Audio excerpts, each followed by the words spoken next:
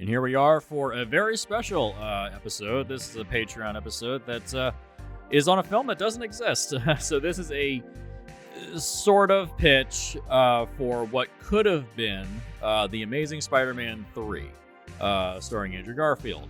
We only got 2 of those Amazing Spider-Man films before they rebooted, and Sony was able to share the rights with Disney, and they were able to bring in Tom Holland to be the new Spider-Man. This pitch is kind of going through the entirety of the Spider-Man filmography, from the Sam Raimi films up until the end of the Amazing Spider-Man stuff, and we do touch on the Disney stuff as well. We had a pitch discussing the Amazing Spider-Man 3 and what could have been. I mean, I do not care for the Amazing Spider-Man films. I think that they're very janky. They're messy in terms of plotting.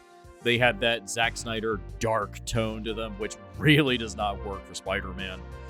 Spider-Man should be light and frothy and fun and poppy. It's like it doesn't really work when you go like grim and dark, because then you have things like the Clone Saga, and things like that, where it just doesn't work. Like, if you can build to it, great. But they didn't really build to it. They just started at level 10 and then just went from there. And it ultimately doesn't work. I discussed how Amazing Spider-Man 2 is probably one of the worst films I've ever seen in my life, and I still stick by that. That movie is a travesty. It is a pain to sit through. But yeah, this was on a pitch that technically doesn't exist, and we would occasionally do this. We'd pitch like, hey, maybe this version would, if it existed, would be great. This is one of those pie in the sky episodes. What could have been? We also discussed how Morbius is just an awful train wreck, and we don't have any thoughts about. We didn't want to see anything involving Madam Web or anything like that, but hey, we're getting that crap anyways. And Madam Web is also one of the worst things I've ever seen in my life. It's terrible. So here is a film rescue or pitch for the potential existence of The Amazing Spider-Man 3. Enjoy.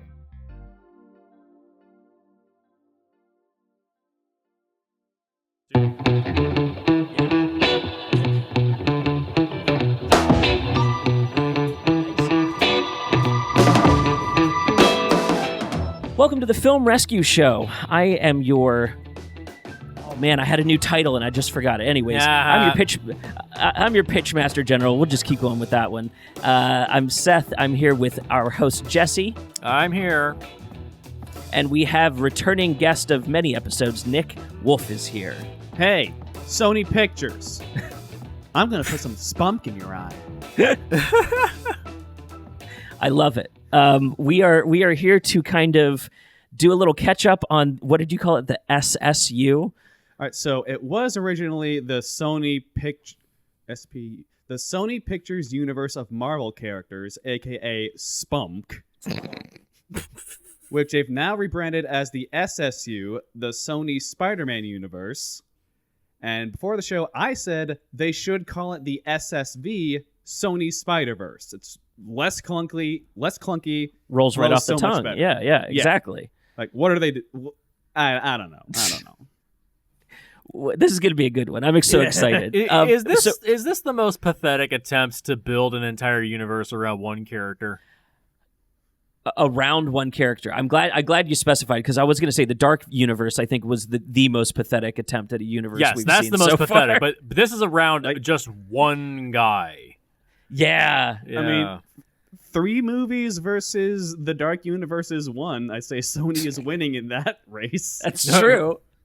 Well, I mean, fumbling down the track. Well, of those 3 movies, I mean, you've got Amazing Spider-Man 1, Amazing Spider-Man 2, and Into the Spider-Verse. Only one of these 3 is actually pretty good. So, yeah. Yeah. And apparently this new Spider-Verse movie is going to be crossing over everything into it. I guess they're making everything canonically a multiverse. It's the new hot trend.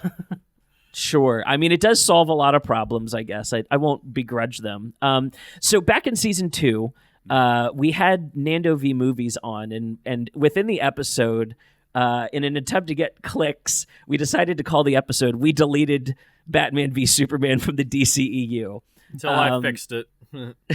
Yes, Jesse came back through and fixed it. I did what you couldn't. and so we thought we'd do that again. Nick, I'm going to let you introduce what we're deleting. Right. Today we are deleting Morbius from the we're deleting Morbius from the Spunk. Gross. And we're replacing it with the Amazing Spider-Man 3. Oh, okay. I'm stoked. And the Amazing Spider-Man 3 is canonically going to have its No Way Home jumping off point. Really? I'm hoping if we could find a way to tie it in like that, I would be very happy. So I did make a note in my pitch where it's like, here's where it's happened if this is happening before No Way Home or after No Way Home. That's even better. Nick's done all the groundwork. This is going to be great. I did so much groundwork for this pitch today. So to start things off, I have a question. How the fuck did we get here? We have 3 Raimi Spider-Mans, 2 Amazing Spider-Man movies, 2 Venom movies, and a Morbius movie. Into the Spider-Verse may now be canon after the sequel comes out. What? Don't forget Kraven the Hunter is in development, and also Madam Web. Madam Web. I refuse to believe those are real movies until we see footage. And El Muerto with Bad Bunny. I refuse to believe any of these are real movies until I see footage. Once again, I would like to reiterate, this is the most pathetic attempt to wrap an entire universe around one character. Well, let me clarify, one brand. Right.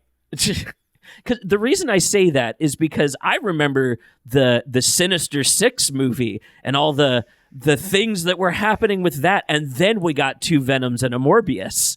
So, like, again, what the fuck is happening here, guys? Like, where's the quality? What is going on? It's the most expensive game of hot potato I've ever seen in a movie studio. And it's like, if you'll all recall from when we talked about Pan, I love a good train wreck. Right. No, I don't recall much of that pitch, but thank you. The reason I want to start here is because I want all of us to kind of be able to go over our feelings about these movies so far, and then we'll tie in a little bit with No Way Home, because Jesse and I watched an extended version for this that we are hard pressed to figure out what was added. It's called extended cut. I don't even know what was added. It's an odd situation. We'll get to that in a minute. Jesse, of this grouping, and we won't count Raimi's for this, to just out of the sake of continuity. Although fucking No Way Home does kind of throw that out too, doesn't it? Yeah. Where does the MCU's Homeward Bound trilogy fall in under this? Oh yeah, is that just Marvel? Let's keep the Raimi and MCU stuff for the next section. I want to do the Sony specific right now. Jesse, what is the best quality of these movies? What if you're gonna get stuck on an island with one of these Sony-verse films? Which one is it gonna be? Oh, god damn it! This is one of those put a gun to my head situations. Because I don't like either of the Amazing Spider-Man movies. If I had to pick one, it'd be the first one. Okay, yeah, no, that one's solid. I think that one's the most like blockbuster forward. This is a badass attempt at Spider-Man, anyways. Yeah, they tried to do the dark shit, which it clearly influenced from the Snyder stuff. Very much influenced by that because hey, it's dark, it's gritty, it's realistic. That's what the kids want, right? No. No shine, no sheen. No. Amazing Spider-Man 2 was one of the most painful cinematic experiences I've ever had in my life. Remember all the product placement in that movie? Wasn't that obnoxious? That movie certainly movied. Was it as much product placement as Man of Steel? Oh no, I would say it's more than Man of Steel because they also had a clip from X-Men: Days of Future Past in the end credits, something that's completely not even connected to that universe. They sold ad space inside their movie for another studio's movie. What? You didn't know this? Yeah, that sounds right. I feel like you I didn't saw know a that? deal on that. Like you're telling me if a child was sitting in a theater, they watched a Spider-Man movie, and then they watched a clip of X-Men and were led to believe that these things were related to each other, is what you're telling me. It is a thing that happened in our world? Yes, this is literally a thing that happened. That's not... what? Look it up, dude. Is that? It just reminds me of how apparently Hugh Jackman was all set to film a cameo for the montage of the first Raimi Spider-Man movie, where there's like, oh, there's a spider guy in New York. What do you think? But they couldn't find his X-Men costume. Oh, no. See, okay, that I get, because there's also precedent for that in a bunch of old Spider-Man video games where Wolverine just like shows up because he's a character that can, I guess. But I don't know. That feels like a Mandela effect to me. Oh my God. They literally That's so sold ad weird. space. Why was that I just posted this in the chat. They literally sold ad space in the for the one of the scenes in X-Men Days of Future Past at the credits of Amazing Spider-Man 2. They spent so much money on the movie, they needed to recoup their money somehow.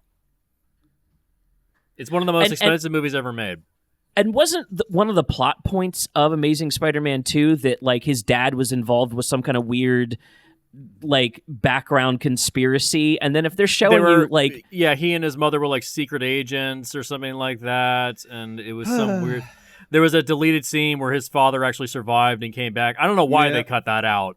Like that would have made... Because it was awful. Yeah, I mean, it's just... They really were trying to make it... They were really trying to make this like a new and inventive universe. Like there was an Aunt May movie that was in development for a while. That's made up. Again, there's so many made up movies that just are in orbit around this series. I wish I was making this shit up, dude. This is what I said. This is the most desperate attempt to wrap a franchise around one brand. Yeah, they were going to make a Silver Sable Black Cat movie, which if they made it like, let's say, Lupin the Third, that would have been fine. But nope, we scrapped it. Wow. What? So I was going to answer this question with Venom 2 because at least it would be a fun movie to be watching while on a desert island. But I might have to switch my answer to Amazing Spider-Man 2 just so I could have one scene from an even better superhero movie to watch while stuck on that island. It's not on the Blu-ray or DVD. Oh, fuck. Oh, they deleted it? Oh, good. Yeah, I know. I still have my movies from when they came out. I still got my original Amazing Spider-Man DVD with the badly implemented yellow text on black boxes subtitles for that movie. I as a colorblind person, I do appreciate the attempt, but not good.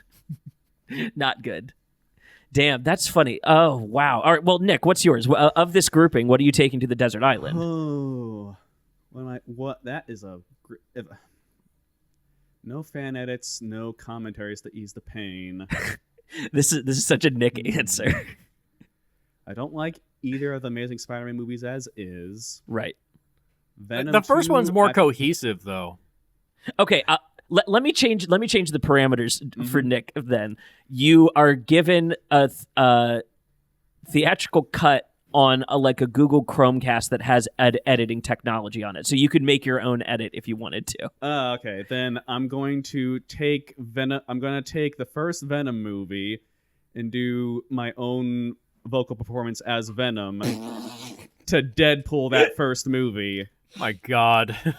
That's okay. All right. I would like to see Nick's Desert Island cut. I'm not gonna lie.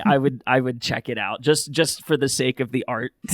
I mean, it can't be worse than the movie was, right? By any means. I don't know. That three-way kiss between Eddie Brock and I want to say name? And Venom is.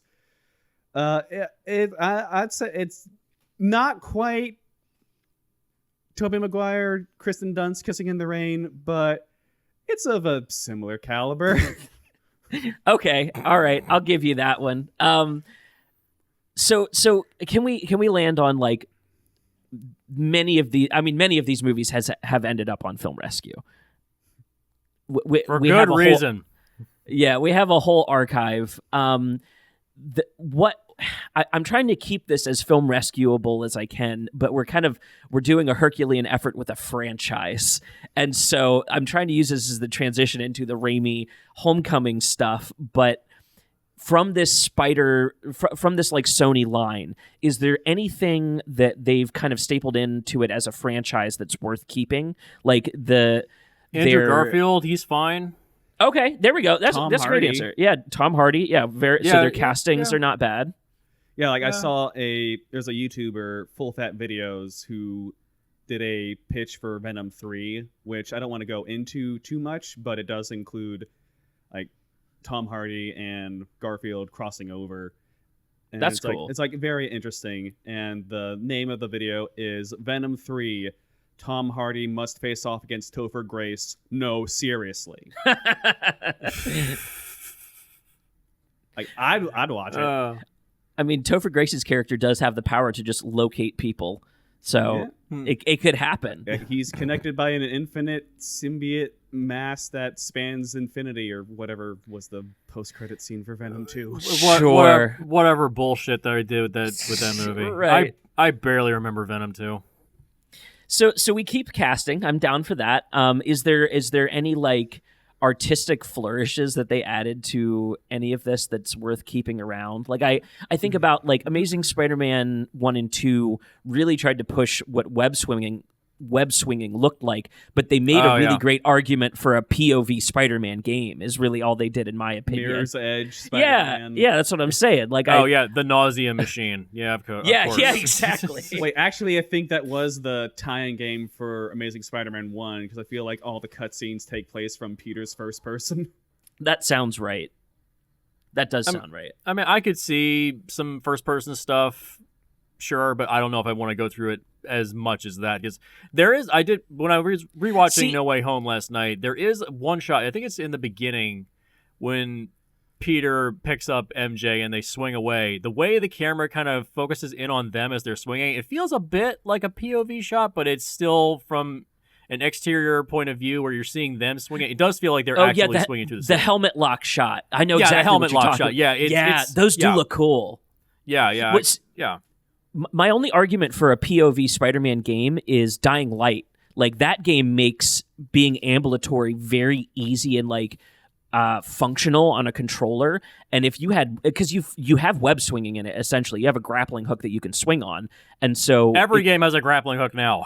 Right, exactly. So like, I feel like I think Mark Webb made a great argument for why Spider-Man could be a POV game. I don't think he made web swinging anywhere near as great as like Sam Raimi did. Like, if we're taking artistic flourishes, I'd take Raimi's web swinging over Mark Webb's. What's really funny about Mark Webb having Spider-Man swing in actual New York, like apparently from what I heard, they actually filmed most of the first Amazing Spider-Man movie in New York. Yeah.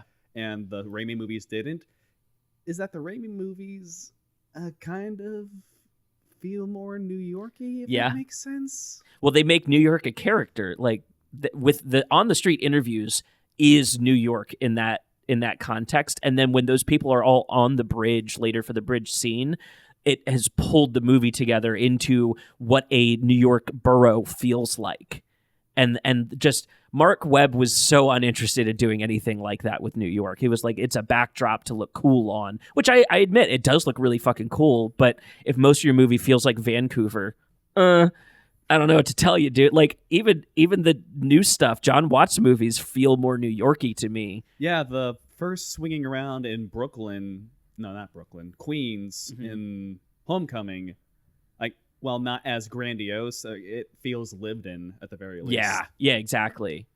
Stopping it and talking to different people in his neighborhood. He was literally a friendly neighborhood Spider-Man. Well, we're biting at the chop to get to the good Spider-Man stuff. I know, I can tell. The problem is, like, there's so much stuff that's shoved in to the Amazing Spider-Man movies, but there's no there's no substance to them.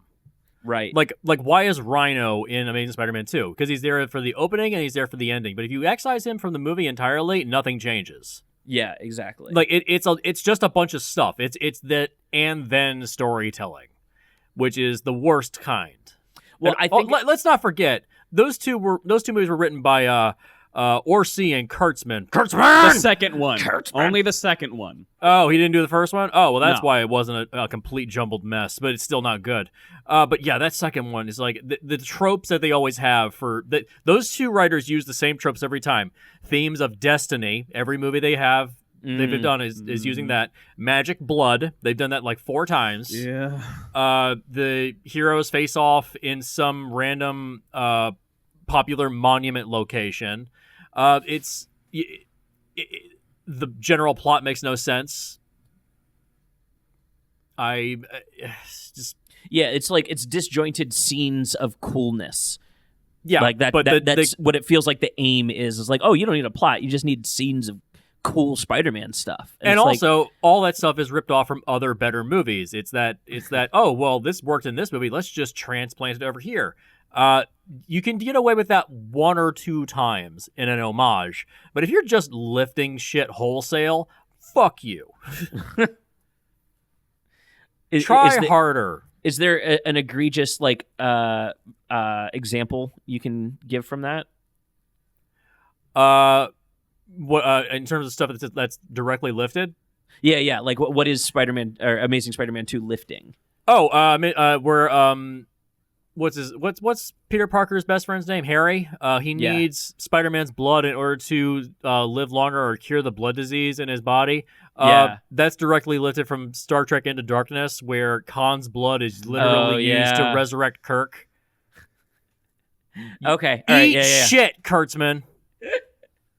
I have to grind at my job, and I'm barely making ends meet. That motherfucker makes millions a year. You can fucking eat my ass. That's some egregious recycling. I can definitely see that. Well, Nick, you watched a bunch of Mark Webb's movies for this too. Yeah, no you insane Spider-Man. person. what is the lesson you've grabbed from Mark Webb when you compare his work in other films to his like Spider-Man work and then all of it together? Yeah. So, in preparation for today, I watched Mark Webb's 3 other movies. And apparently Disney wants him to direct their Snow White reboot, which will be interesting. They need a body to say action. You know what I mean? Yeah. So I watched 500 Days of Summer years after buying the DVD and not doing anything with it. Gifted with Chris Evans and I believe Sam McKenna, like Egon's granddaughter from the new Ghostbusters movie. Yeah. And my most favorite title, probably my most favorite watch of all of these movies, The Only Living Boy in New York. Oh, God. Please tell us what the main character's name is. So first off, I think in 500 Days of Summer, like Joseph Gordon-Levitt's name is Tom, and then The Only Living Boy in New York, I believe the main character in that movie is named Tom Webb. So Mark Webb made a movie about Tom Webb, and he's the only real boy in New York City. Fuck Mark Webb. Oh, it's so cute I could spit. Oh, it's so cute I could shit. So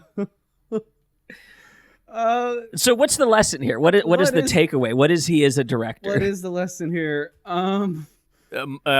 Sell out like money action.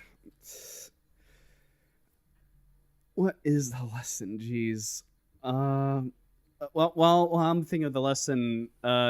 Seth, you want to read the plot synopsis for The Only Living Boy in New York? Oh my God, I would honestly rather throw up. But okay, so I stopped reading before we aired. I was reading this with Nick, and I stopped reading in the first sentence because when I think of like last living person in anywhere, I think of like either I Am Legend. Or I think of what was that show? The Last Man on Earth that was on. Why the Last Man? No, The Last Man on Earth. It was a comedy show with. What's that guy's name? MacGruber. MacGruber. God damn it. Will Forte. Will Forte. Yeah, I think of those two. I think of those two ends of the spectrum. Where does this one fall into the spectrum? Thomas Webb is a recent college dropout trying to figure out what he wants to do with his life. He has a one-sided crush on his friend Mimi. Yeah. So plot synopsis. This looks like a very like kitschy rom-com to me. His crush admits feelings for him about halfway through. Looks like somebody else gets married, and there's drama around that. There's a business guy that gets confronted. Is this just? Are like you gonna skip over the part where he wants to have sex with his dad's mistress? I did miss that part. I've already seen The Graduate. It's a good movie. Damn. Yeah. So. I mean, not my bag, but I've not seen it. I'm not going to review it. Not my bag. I don't want to spoil the third act twist of this movie, but listeners, this movie is free on Amazon Prime, and it's less than 90 minutes. If you got time to kill, give it a shot. Oh no, I'm good. My time's more valuable. That is my hearty recommendation of Nope. the only living boy in New York. Nope, not even with a gun to my head. That's a thing I can say about Mark Webb is that he shoots his movies and like he carries them with a very good sheen to them. Like it's very watchable, even if like you watch 500 Days of Summer and think to yourself, "Wow, Joseph Gordon-Levitt in this movie is kind of a psychopath with very rigid views on romance." You know, it's funny because like, and I get the hate on Scott Pilgrim as a character, but in general, I like that movie better. And I've always said like, at least Scott Pilgrim isn't the dude from 500 Days of Summer. Yeah, you feel like Scott Pilgrim learned his lesson, whereas it's like the end of 500 Days of Summer is like, oh, you didn't get the girl, but turns out that your worldview is correct, just not with her, and we'll give you a similarly seasonally named lady to chase at the end of this movie. Right. Maybe that'll get. Oh, Maybe that'll be better for you. So You Mark know what? Webb's stand-ins don't have to learn lessons? That's fucking amazing, isn't it? Maybe that's why the Joseph gi- Gordon-Levitt went off and made that movie. Was it Don John afterwards? Dude, Don John is so fucking good. That's a really good movie, and it's basically the same thing as 500 Days of Summer, except minus the creepiness. Yeah. To be fair, Go watch be it. fair. To be fair, go watch Don John. It's really good. To be fair and gifted, Chris Evans didn't have to learn a lesson, but he's Chris Evans. He doesn't need to learn a lesson. Of course, his gifted daughter needs to be a child too, and not just a robot solving math equations. Oh my god, that sounds like exactly what I guessed the plot was going to be too. Yep. Okay, so here's what I'm gathering. Sony brought in Mark Webb to give a human touch to what they think is this inhuman, superhuman character. I don't think Sony knows how to handle Spider-Man is my big lesson here. I don't think they understand what it is that they have. And so like Mark Webb was not a great choice. Let's use this as our segue into what has turned out to be overall a better choice. I don't know if the best choice yet, but John Watts got his hands on a trilogy too. Same desert island question. Which one are you guys taking and why? No edits for you this time. Oh, No Way Home. Straight up. Yeah, same. Yeah. I'm glad I didn't want to answer for everybody, but aside from going back to the movies that worked, like I feel like there's a lot more directorial flourish in that movie, like the spider sense scene in the apartment where there's a killer among us and I just need to figure out who it is, and then the hallway fight with Green Goblin. oh Yeah, it is. Yeah.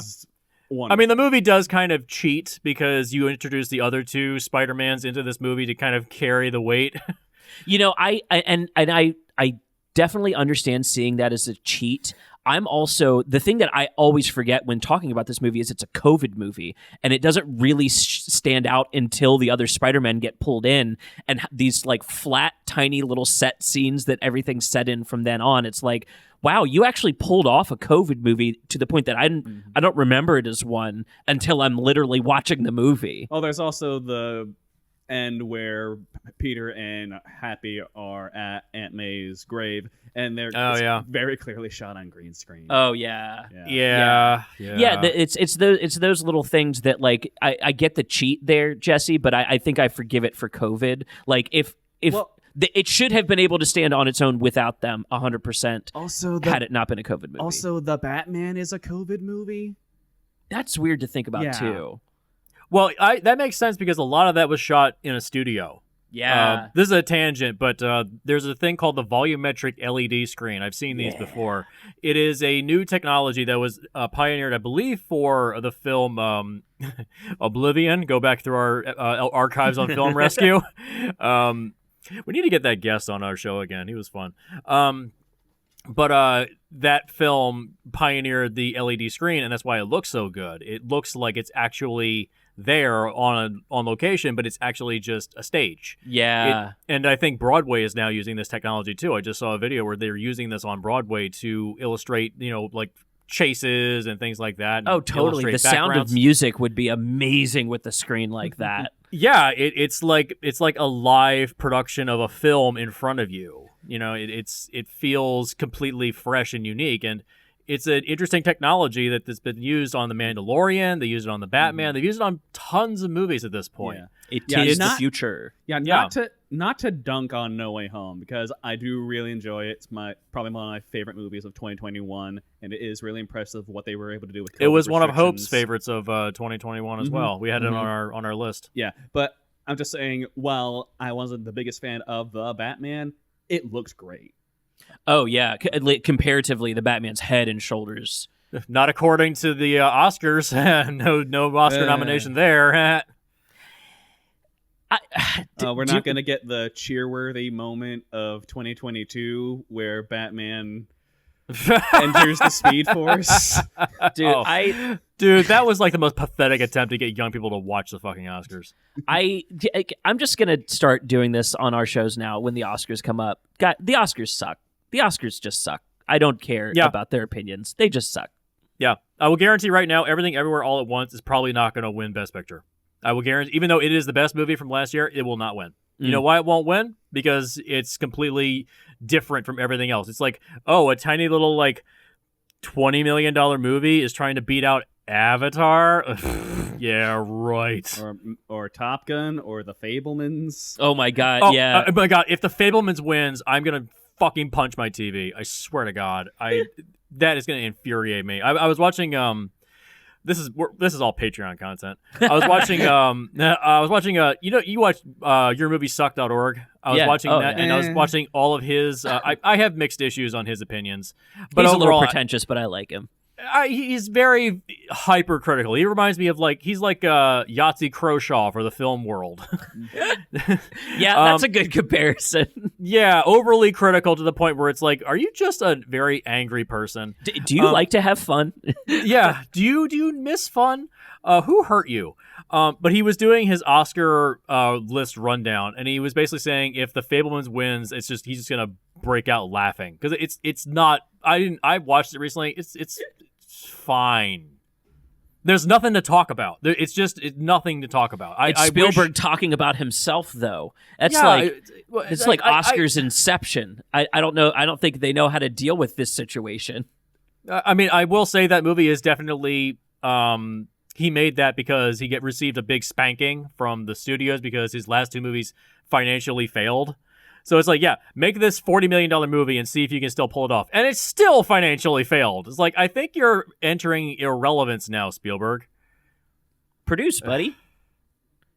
Give the kids the reins. Jordan Peele's right there. Jordan Peele's right fucking there. Oh, yeah, no Nope either. Your buddy George had the right idea. No Nope. Step away, man.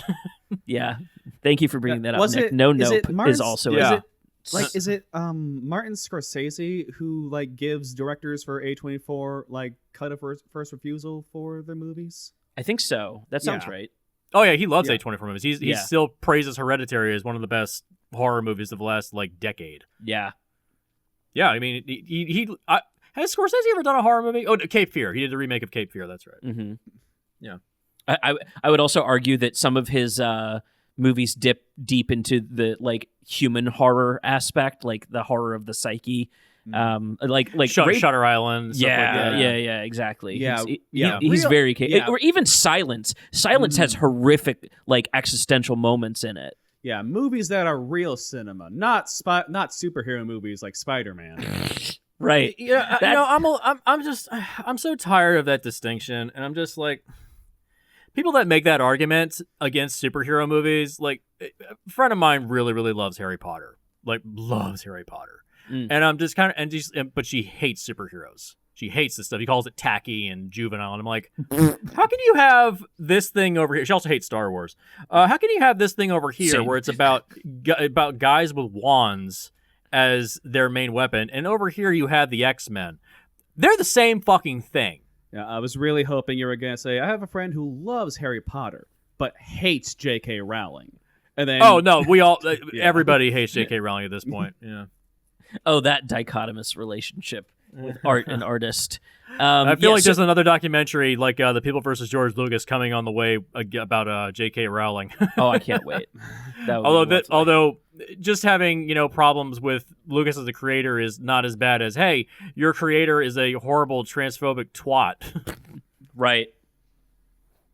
Anyways, Just keep your mouth closed, people. Your opinions don't have to go out into the world. I promise. yeah. Also, Spider-Man 2, 2004, Israel Cinema, kick rocks. Oh yeah, no, 100%. Oh yeah. So John Watts takes over. John Watts has Spider-Man. We get this kind of little gem in No Way Home. Hey, everybody, everything's going to be okay. Papa Toby came back, and Andrew Garfield's here, and he's not dead. And like, I love that movie's approach to like just those three and how they communicate with each other as metaphors for the greater conversations around themselves in the real world. Yeah. I don't want to get too into it because I'm probably going to talk about it on another pass on certain POV when they talk about No Way Home. But with people saying like, oh, why didn't we get these two earlier? The way I would do it is that I would just have Toby and Andrew like trapped in like their own little pocket universe trying to make their way to regular Peter, and as a kind of waiting for a Godot two-man play between the two to see them bounce off of each other. Yeah, that'd be fun. Yeah, so and then we have the Raimi Spider-Man worth touching in on because that is also getting tied in here with this trio. No Way Home basically made them the first MCU movies. So. Yeah, kind of retroactively, and what a great villain to start the MCU on with. I remember pitching that years ago, like make the Raimi movies MCU material. But just say like, oh yeah, it happened. Just I rewatched the first Spider-Man movie around Thanksgiving because it's a Thanksgiving movie. That's correct. And I always thought when Norman is testing the procedure on himself, I thought, is he doing the super soldier serum? Yeah. Yeah. Yeah. No, exactly. Like it all traces.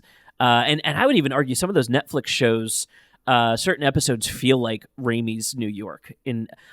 I think especially the casting for Kingpin within the MCU has been straight. He would have just made sense in Toby's universe just as well as he does in the MCU. I think he's just a perfect casting like that. Mm-hmm. Like, it's a shame Michael Clark Duncan has passed away because I would have loved to see him also interact with one of the mini Spider-Man we've got. Yeah. Oh, yeah. absolutely. He was one of the few good points of that awful Daredevil movie. Oh God. No, we'll never put it on Film Rescue because it's like you'd have to throw out like 99% of the movie. Just keep Michael Clark Duncan around. Well, and because the answer is Netflix did it by adapting Frank Miller's stuff in the first Daredevil season. That's you got it. You won. You got it as a series. Yeah. They film rescued their own movie, so yeah, exactly. we don't have to do it. I have seen I'm not the biggest fan of Daredevil season 1. I feel like it plots a little in the later half of it. Yeah, but I've seen every one of those MCU Netflix shows did the same thing because they were 13 episodes. Too they long. Could have just been. They could have been just 6 to 8. Yeah. Yep. But if you know where to look, there's a fan edit of Daredevil season 1, cuts the whole thing down to like 2.5 hours. Oh fuck, that sounds hot. Yeah. My God. That's sleek. Oh. Wow. I kind of want to watch that because it seems like it'd be a better option than sitting through like all of that stuff. Yeah. No, I always appreciate when people do that. Did the same thing for Iron Fist, which is impressive.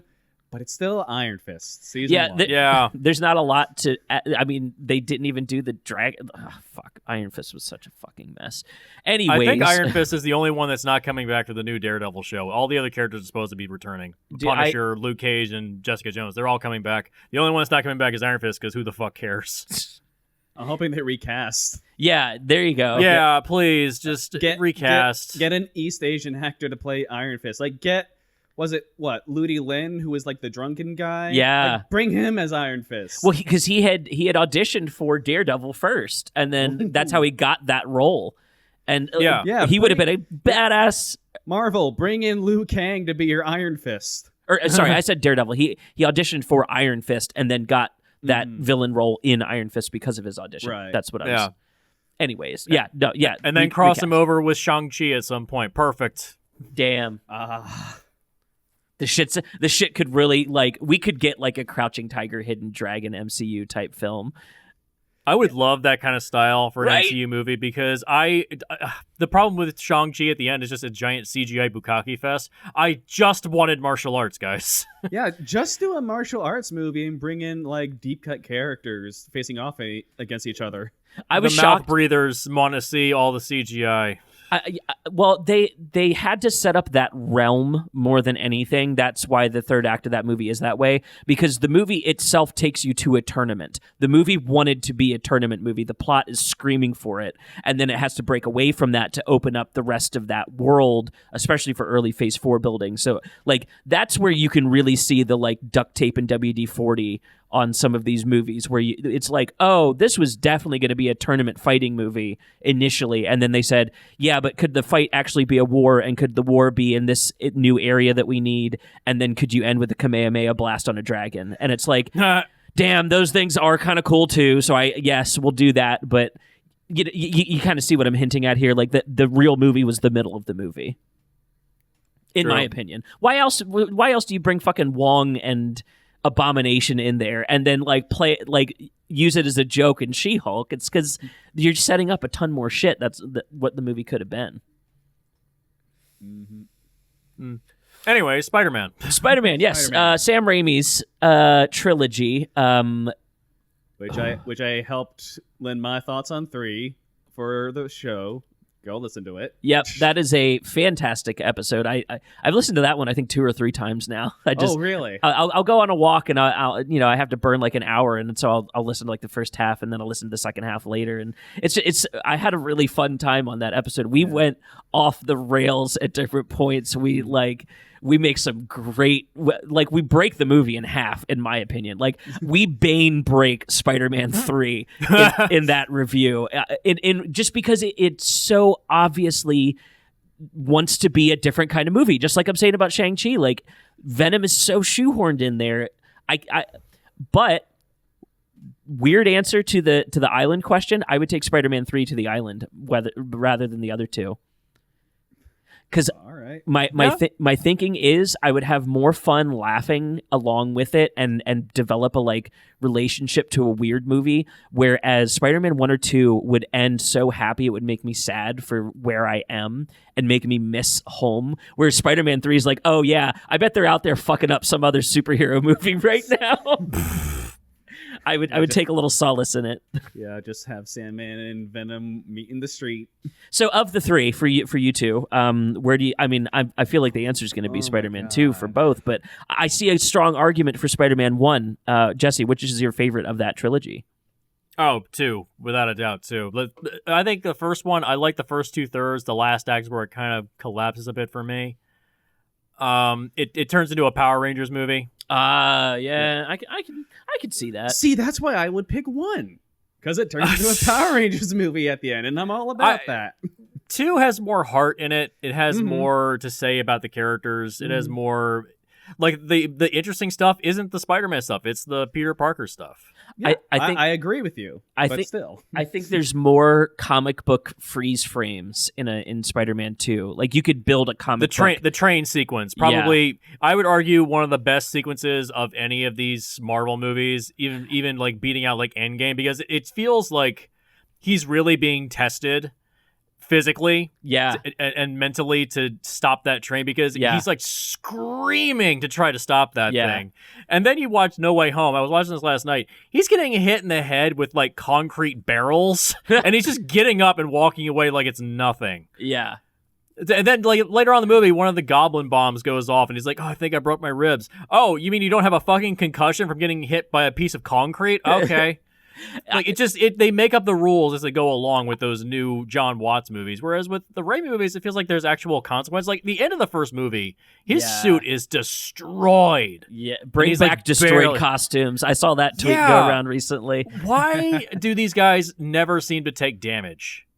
I want to argue it's because the MCU is so like clean and can't have blood. Well, it's like it's got the bumpers up. That like, and I mean literally, that universe functionally has the bumpers up, so that when Tobey Maguire left the grounded Raimi universe, his character was infinitely more invincible in the MCU. Yeah, like he literally gets stabbed in the back. Yes. Yes. And he just stands there like it's nothing and then goes away. It's like he's probably going to just bleed out by the time he gets back to his universe. Right. Exactly. Yeah. I think the MCU literally has bumpers up within its construction to soften these things. That's a good way to put it, because I've been on, like, people are feeling a little more cold, like not completely, but a little bit more wary of the MCU these days, whereas I have been feeling the declawing of the MCU since at least Age of Ultron, and occasionally there'll be a movie that's really great, like the Guardians movies or the first Black Panther movie, or the ones that actually have a director with a vision, where the studio leaves them alone. More or less. I'm really trying to think of a third option, because like have they been very toothless for you since then? Let's see. Because, like, I don't disagree. Like, Civil War has no stakes. I feel like I sour on that movie every year a little bit more. It's like, it's not a bad movie by any means, but it's just like, it's so like a non sequitur. It's like, oh, what a weird way to like pit all your characters against each other, I guess. Like, I'm not super high on the other two MCU Spider-Man movies, but I've warmed up to Far From Home because it's very clear to me that Peter is going through a thing where he came back to life after 5 years after failing to save half the universe, and he probably wants to get away from being Spider-Man. Yeah, no, I've warmed up a lot to Homecoming, but I wouldn't call it toothless. If we're chasing down your kind of toothless thing, Peter does the same thing at the end of that movie as he does on the ferry. He just happens to have been right that time, which kind of sours me on it. That's true. I don't like that it's washed out. Far From Home's a little ugly to me of that grouping. But okay, it seems like overly bright. Yeah. So to sum up, Spider-Man's had technically a fan edit still, but a hero cut down what I'm just gonna Captain Falcon from its 6-episode miniseries to like a brisk 2.5 hours also. Oh yeah, I could totally see that. Mm-hmm. Well, that one's easy to cut down. There's so much just extraneous crap in that thing. That's where the COVID does show for Disney. Yeah, that was definitely a COVID show. You can just see it in the way it's shot, the way it's edited. Which sucks because that might have been out episodes. That might have been the more toothy thing of this newest phase too. Like it had some shit to say about racism. Yeah. Like Loki, I probably would have liked more if the last episode didn't just drop the ball and just be an exposition piece to introduce Kang. Yeah. It's set up for Ant-Man. That's all it is. I kind of dug it for that. I kind of liked that we took a full episode of something in Marvel to let a villain monologue and just like and eat that monologue up. Like that was Jonathan Majors' like big dick moment in front of the world, and it's why he's cast in everything right now, because people watched that and was like, oh, this is like his audition tape for the world.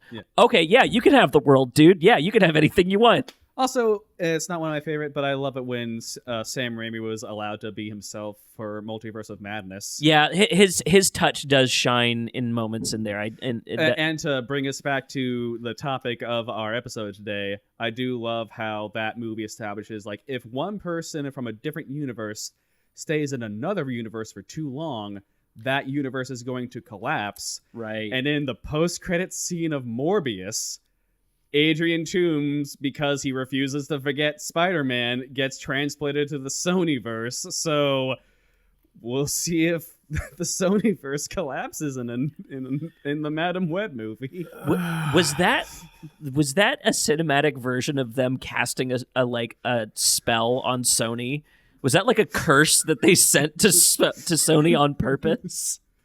Because they did in the context of what movies came out last year. Morbius came out first, but then Doc Strange 2 establishes that rule for multiverse traveling. So right. We'll see. Yeah, this shit was messy in the comics too. So like, and also you're also trying to bring up Morbius. Like, who the fuck cares? Well, like, and it's a know-nothing character. Nobody gives a shit. This is Morbius is the one we're deleting for this show. Yeah. A big reason to delete it is Jared Leto. I don't even want to talk about his movies on our podcast anymore. Like, yeah, let's talk about how he's a pedophile. Let's talk about that. Yeah, like go Google Jared Leto 14. Just Google that. Mm-hmm. And see why we don't want to talk about this movie, why it's worth deleting. But even the movie itself is like, it feels like one of those made up movies that we've been talking about for the last half hour, where it's like, why did this one apparate? Like, why did this one become real? Because it is a nonsensical. I watched the first 40 minutes of it in an attempt and was like, no, I can't look at this man act like he's successful in a film that is this dog shit. And then play it off like I can watch it ethically. I can't. It's dog shit, and it's got a terrible person in it. What am I doing to myself? Yeah, I hear that. Like, again, to call back briefly to the YouTuber Full Fat Videos, like, make Matt Smith Morbius. Yeah, like make Matt Smith Morbius. He invades a temple to get these bats to splice bat DNA in him to cure him of his blood disease. And that makes him super buff. And then do like the Mummy, where say Ella Van Helsing, played by Kieran Gillen, Doctor Who reunion there. Like, it's like you woke up Dracula and you got magic vampires to deal with now. You gotta use your science and be a science hero like the Man of Bronze to fight them off and save the world. Huh. Well, mini film rescue for Morbius. Yeah, and that's the only time we're ever discussing Morbius ever again. It's dead now. Let's move on. Yeah, so to sum up, Sam Raimi swinging a home run with a little bit of shakiness at the end. Webbed his way through it, and it is what it is. He gave us Andrew Garfield as Spider-Man, which is a gift. So we'll take that and run. John Watts pulled us into the MCU, pulled everything together for us, and then we have a bunch of weird Sony spin-offs in the Venom and Morbius and that kind of sums up Spider-Man in film right now. What a fucking shit show. Yeah. Like, I will say, if it weren't for Andrew Garfield's performance in No Way Home, I wouldn't be making this pitch because I just wanted to leave it alone. But you know, he really did not get he didn't get a chance to really give a great all the way through the movie Spider-Man performance. Yeah. So like, people are saying that like there's like a small, I don't know about small, but there is like a following of people who do appreciate these movies, which that's great. I'm happy for you. Totally. And at the very least, there, again with fan edits, if you know where to look, there is one fan edit that basically uses as a basis of 2 and with flashbacks to 1 called, I think it's called The Parker Luck, a Spider-Man Story. That's cool. Like, some of the editing choices are a little sweaty, but there's a lot of choices I would have made in it, like having the alternate ending where his dad comes back be like a nightmare Peter's having. Oh, interesting. Yeah, because it's like, oh, I'm so screwed up because my dad left me and did a bunch of science shit to me. Like, yep. Yeah, makes sense. That comes in my pitch. Interesting. Yeah. So as if we have greenlit a Sony-verse Amazing Spider-Man 3. That's going to be the kind of jumping off point. You say you have options for if this falls before or after Homecoming or No Way Home. Yeah. I am like Amazing Spider-Man 1 and 2. They are canon. They happened, and I'm basically like the punch of my pitch is okay. What if this did happen like 5 or so years later, and the movie is about like growing up and reflecting back on what a shitbag you were as a teenager. Oh, interesting. What a shitbag you were as a teenager, and how some mistake, like you can try and fix mistakes you made, but some things are broken irreparably. Do I sense that he might be rehabbing a villain somewhere in here? Kinda. Okay. If you've paid attention to the first 2 Amazing Spider-Man movies, some stuff may seem retconny, but I did my best to work with the wiggle room that those movies had and do my own thing. Well, and part of the jumping in or off point is a magic spell, literally from Doctor Strange. So like, I'm willing to make a little retconny, like, oh yeah, the like ripples of time, this affected things. I can kind of hand wavium Star Trek anything away if I need to. You break the sound barrier, you create a sonic boom. You break the time barrier, you create a time boom. Listen. 20 seconds, you add that in post, and it's perfect. I love it. Well, let's take a quick break, and when we come back, let's do the pitch. Yeah. Hello, all you wonderful listeners of Jaguar Sharks Podcast Media.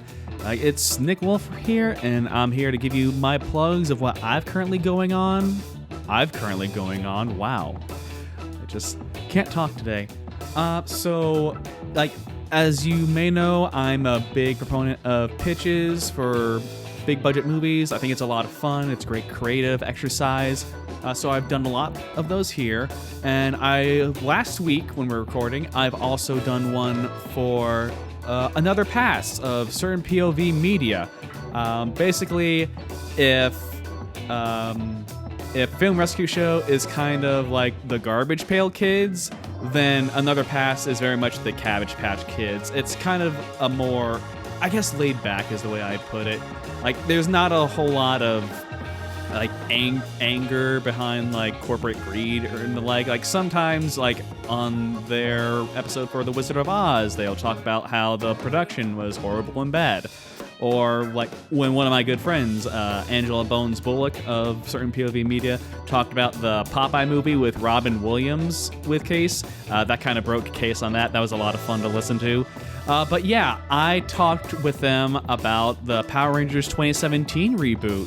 Like that was a fun episode, and it taught me to not read from an Excel sheet when giving pitches. Like always use bullet points on a Word document, folks.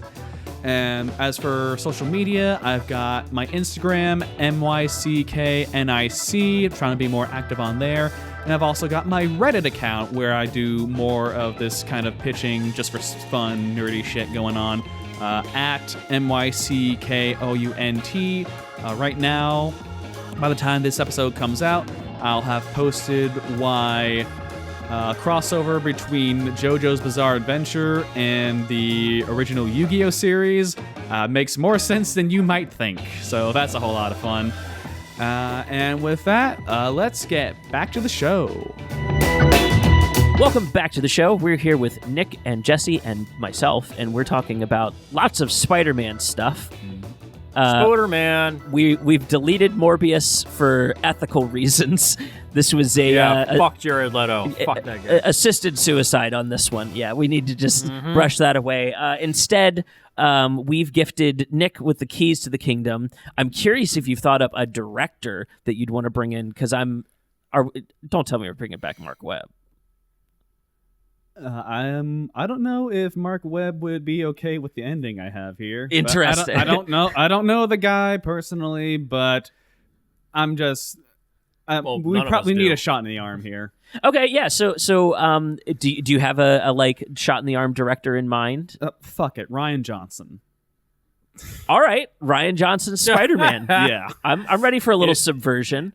Honestly, I'm okay with that because he's such a nice guy, and Spider-Man's supposed to be that way. So I'm like, you know what? Yeah, sure. It's funny. I could see Ryan Johnson as a Peter Parker type. Yeah, like the pitch I have feels very subversive of the first two movies.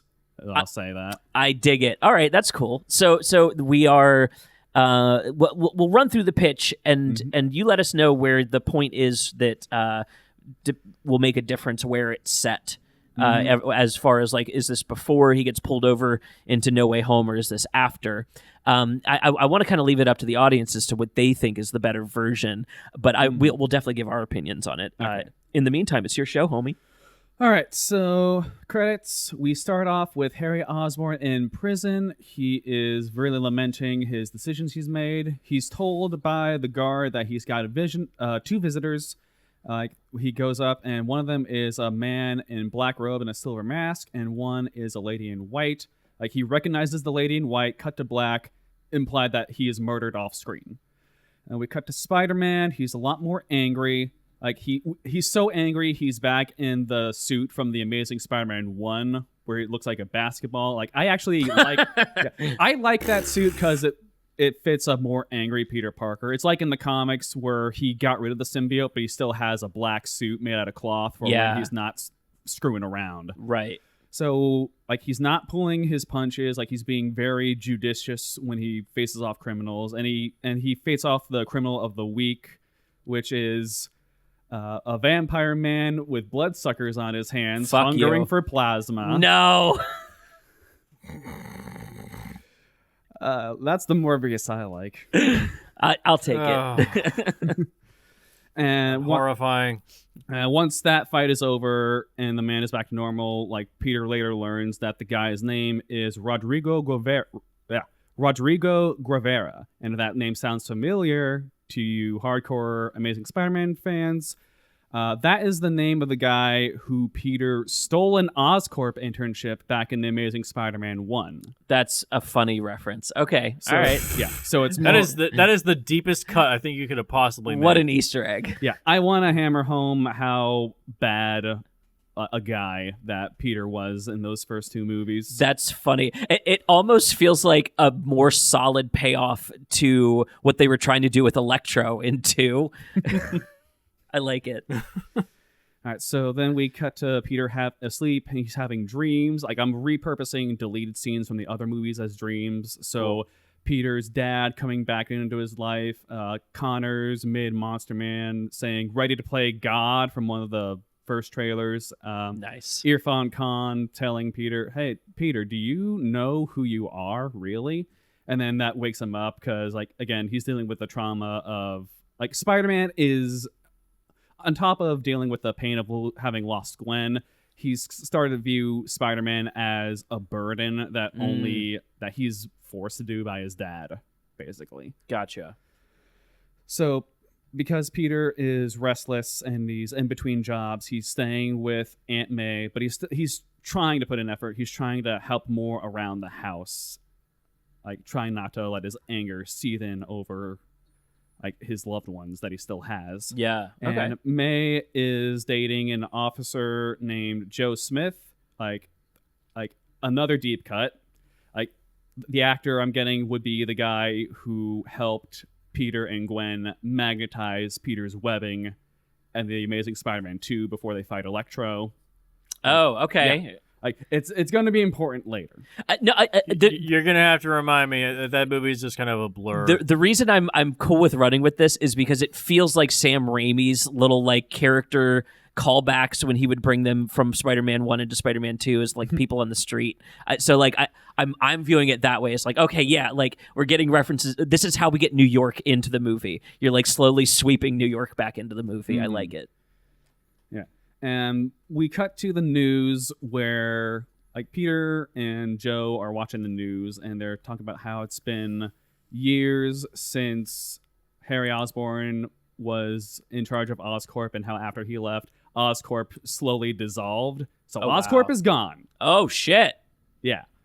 Oh, wow. Okay. Yeah. And also they talk about how Harry Osborn was found dead in his prison cell, having black and white slime all over him, and they're investigating what caused that.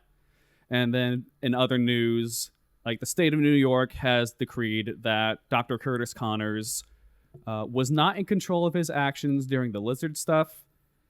And if we want to tie into the bigger Sony-verse, like we'll say that Ravencroft is shutting down and moving west to set up Venom 2. Oh, nice.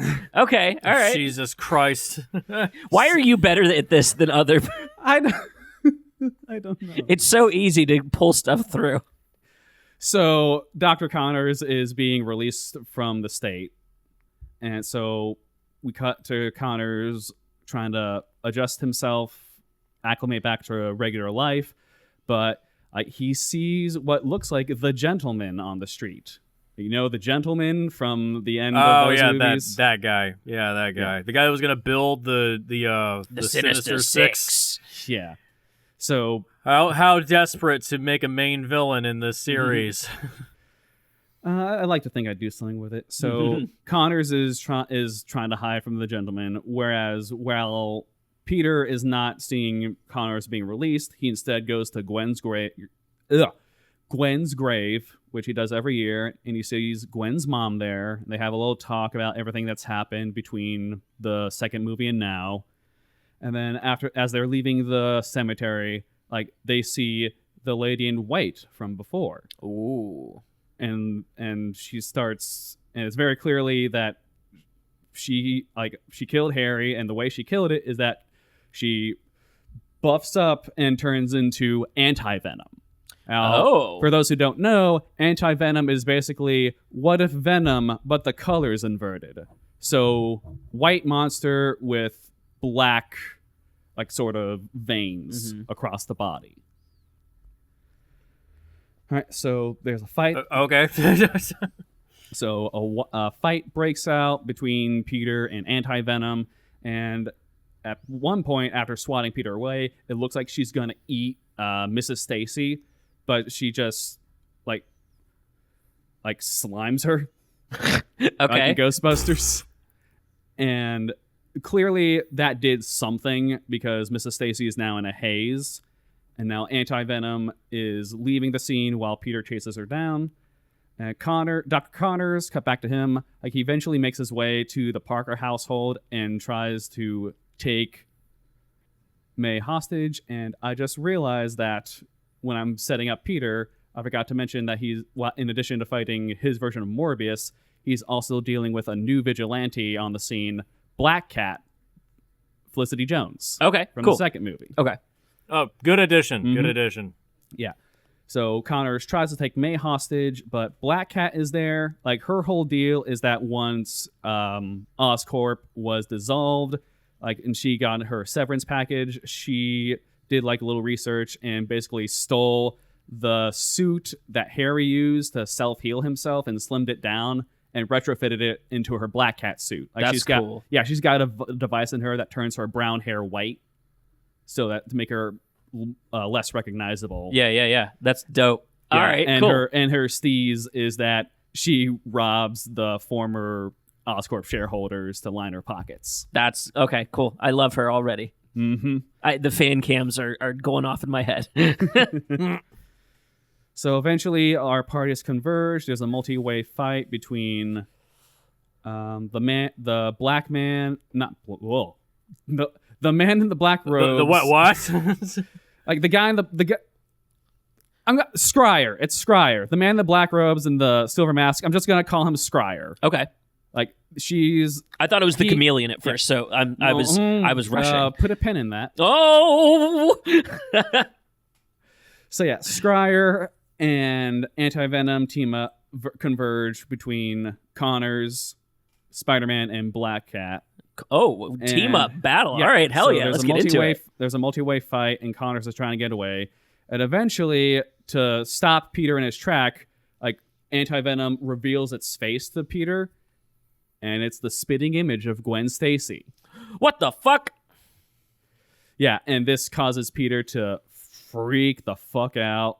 He's melting down in the fight, and what a nut punch in like the first act of our film. I'm loving this. Yeah, and in the confusion, I believe Joe Smith, who is a cop, like shoots Connors, and that drives Scryer and Anti-Venom away, and that leaves Peter to pick up the bag with Connors. It's like, what's going on?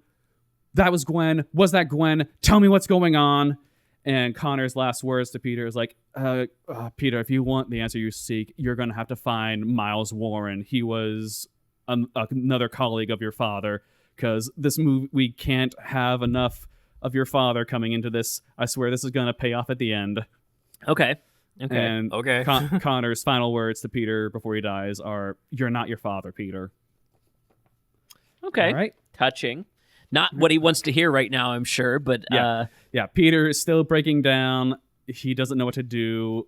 Like, he wants to go ballistic and just leave, but Black Cat comes up to her, disengages her suit, and she says, "Hey, we met before in Amazing Spider-Man 2 briefly, and I wanted you to know I'm on your side, and you're hurting right now, but I think, like, I've been looking into something from all these Oscorp guys I robbed. I think it's connected. I want to help you out." So that's our break into Act 2. So Felicia and Peter are tracking down their leads. They're doing research. Like, Black Cat is trying to get her hands on Harry's postmortem, his toxicology report, while Peter is breaking into the cemetery and digging up Gwen Stacy's grave just to prove to himself that no, this can't be Gwen. I saw her die. And so we like all the best. Listen, all the best superhero movies have a grave robbing scene. Like Zack Snyder's Justice League, grave robbing scene. all right, yeah, you could make that Yeah, comparison. I was just thinking it. It was just, Flash. Cyborg's just like, you could dig this grave up in a nanosecond. Barry's just like, nah. Or no. Flash is like, no, I could dig this up in a nanosecond. Cyborg's like, no. Yeah. We need to respect him. It's like, Damn. really? Yeah, Isn't like the end of the world on the way?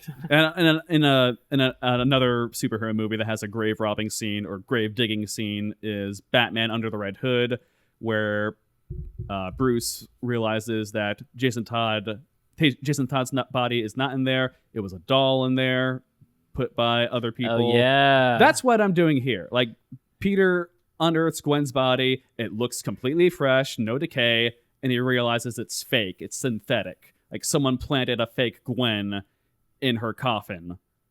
Okay. I follow. Gotcha. Mm-hmm. So Peter and Felicia compare notes, and Felicia... Black Adam also opens with a grave robbing. Yeah. Sorry. The most profitable movie of 2022. Pew, pew, pew. All right, sorry. Back to the pitch. So Peter and Felicia compare notes, and Felicia brings up an interesting point about how, compared to Harry's other toxicology reports throughout his life, like, it appears that the spider venom he injected it with himself at the end of Amazing Spider-Man 2, that was stripped from his body. So I was like, what's going on?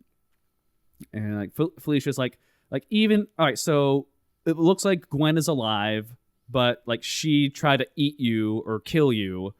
Like are you sure you want to go down this road? Like, I don't think we can save her. So now they're butting heads, and it's like, look, like, please, I got to figure this stuff out with my dad. I'm going to go to Empire State University to find this Miles Warren guy. You hang around the police station where Joe Smith has said we're going to keep the rest of the Stacy family and like keep them safe, because like, this is a joke made on Twitter, I think years ago, but I think there was a joke like in the third Amazing Spider-Man movie, like, this time one of Gwen's brothers will die. So I'm rolling with that. Yeah, they just keep killing off the family. That's funny. So Peter finds Miles Warren, who I'm just casting as Christopher Plummer, because every good movie needs a good Christopher Plummer in it. Perfect. And Plummer tells Peter more about his father. Like, we get one of those scenes where Richard Parker and another scientist are talking science to the camera and like hang a lampshade on that. It's like, your father was very uncreative or egotistical. He always loved shooting himself with other scientists to make himself look cooler. Because that's what happened with Connors and Norman Osborn in the other movies. Yeah. And he talks to him about how he was opposed to human trials, but he did like controversial research into cloning. Oh, interesting. Okay, all right. Now I see why his dad might be involved. Okay, I can see it paying off. Oh, are you going into the clone saga? We're going into the clone saga. All right, everybody, strap in. When I hear Ben Reilly, I'm going to walk out of the door. The episode is over if I hear those words. You won't hear exactly those words. Okay. So for anybody out there that wants to delve into some bullshit Spider-Man history, there was a whole thing called the Clone Saga where... yeah, you want to go into that a little bit, Seth. Yeah, so in the Clone Saga, what had happened was Obi-Wan found out that they were making an army. I'm sorry, I could not resist. I couldn't resist. God damn it. So oh God. I'm okay.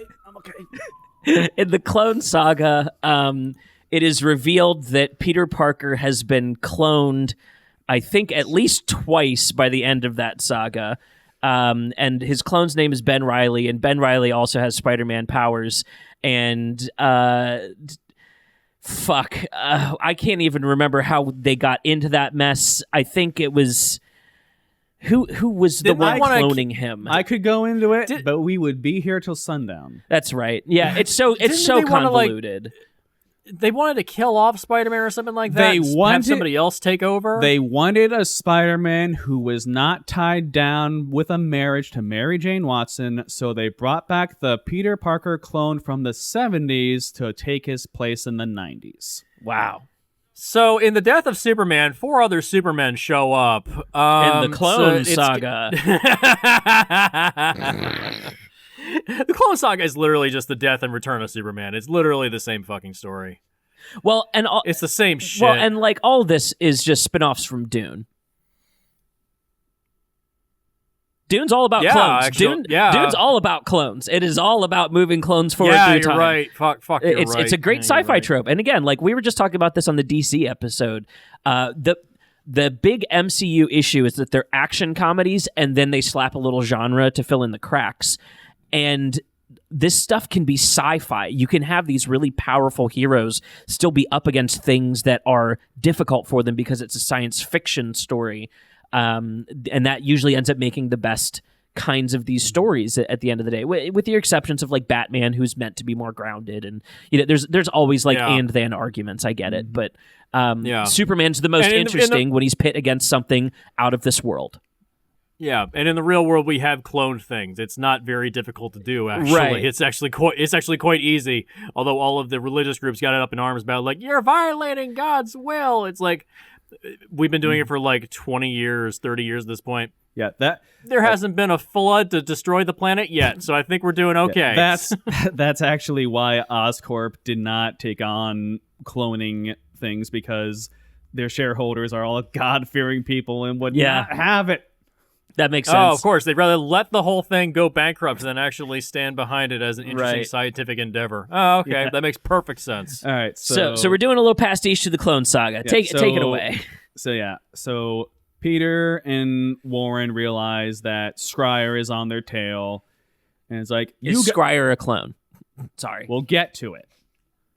So they know Scryer's there, and Peter's like, "Oh, sir, you got to get out of here." And it's like, "I think not, dear boy. Connors was not the only person who was involved in cross-species genetics. He injects himself with a serum and becomes the Jackal, which is basically Green Beast from the X-Men." Nice. Yeah. So there's a fight. There's a two-way fight between Peter, Jackal, and Scryer, but they can't land a hit on Scryer. He's just too fast. It's not that he's too fast. It's like he knows what they're going to do before they do it. And eventually he kills the Jackal and is like, but before dying, Jackal gives Peter a clue as to unravel the mystery more. And while that's going on, sure enough, Gwenum, as I'll call her now, attacks the... Isn't that a thing in the comics? Yes. Gwenum? Oh, yeah. Yes, it is. Yeah. Okay. Gwenom attacks the New York precinct, and Black Cat is able to prevent her from hitting her children with the not children, hitting her brothers with her venom slime with some sonic devices. She has some sonic weapons. Nice. And eventually, Peter and Felicia meet up, and they realize that the attack on the police was staged because Joe Smith's like, "Hey, we're gonna move the Stacy family here, keep them safe," but he wasn't there. And like they realize that, hey, maybe Joe Smith is in on it, and like Peter tries to call May, and May picks up the phone and is like, "Hey, where was Smith here? Blah blah blah blah blah." And she's on the same wavelength because she was having movie night with him on a very precarious night.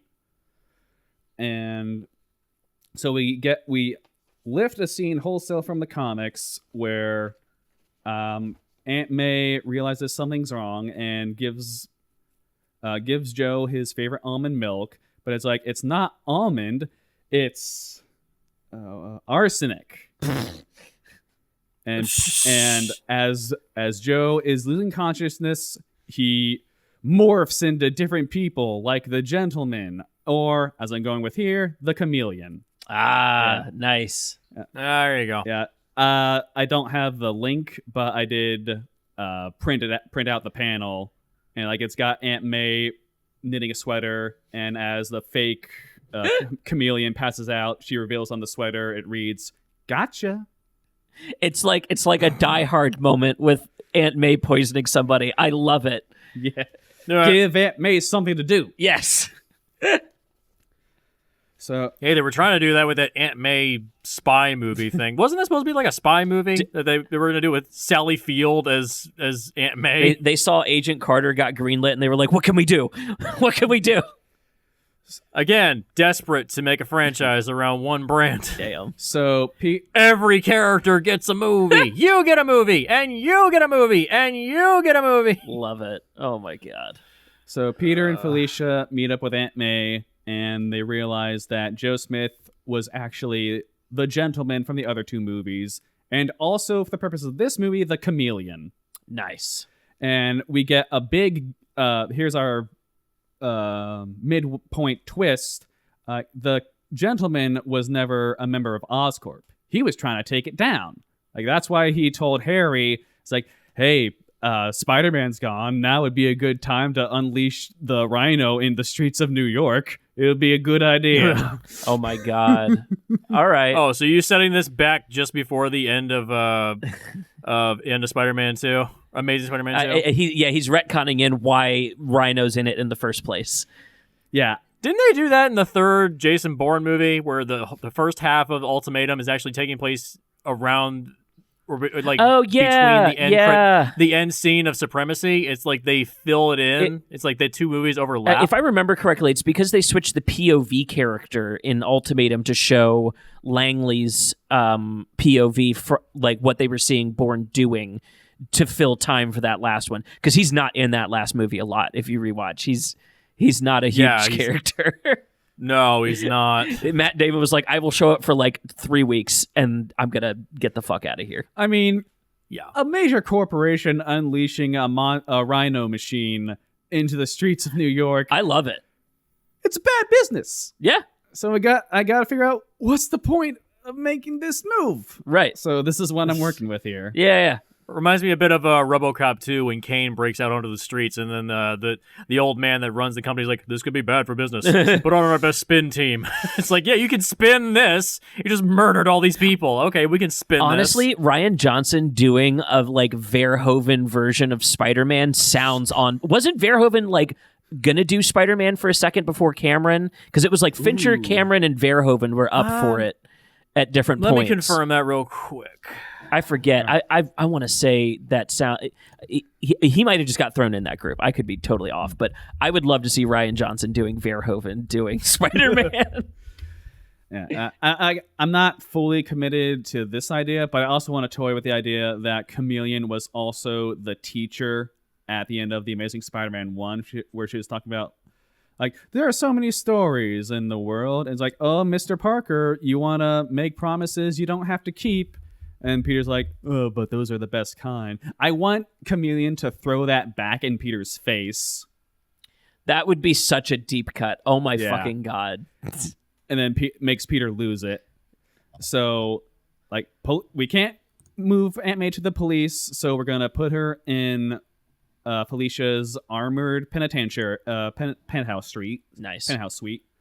And we have a heart-to-heart with Aunt May and Peter about what he's doing and why people need Spider-Man. And how she's like, I always knew you were Spider-Man from the end of the first movie. And Peter's like, even when I was clearly hiding my suit from you in the second movie. And she's like, you're a terrible liar, sweetie. You can't hide anything from me. That's funny. I like that.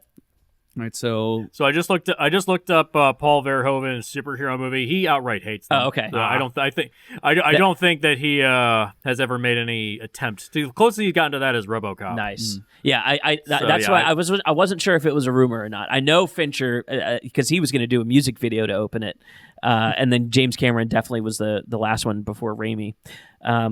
Anyways, back to the pitch. He says that he's not interested in superheroes. It makes sense.